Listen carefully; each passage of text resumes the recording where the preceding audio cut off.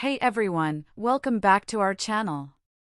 If you're new to Binance, click the link in the description below to sign up and start trading cryptocurrencies today.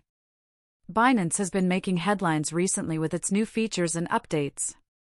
One of the most notable additions is the Binance Card, which allows users to make purchases with cryptocurrencies at millions of merchants worldwide.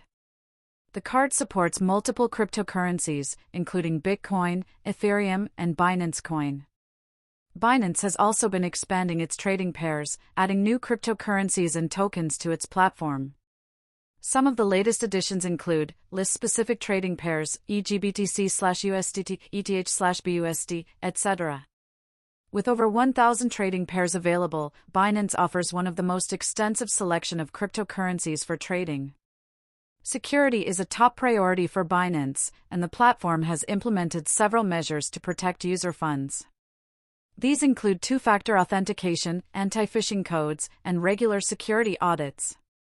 Binance also offers a whitelist feature, which allows users to specify which IP addresses are allowed to access their accounts.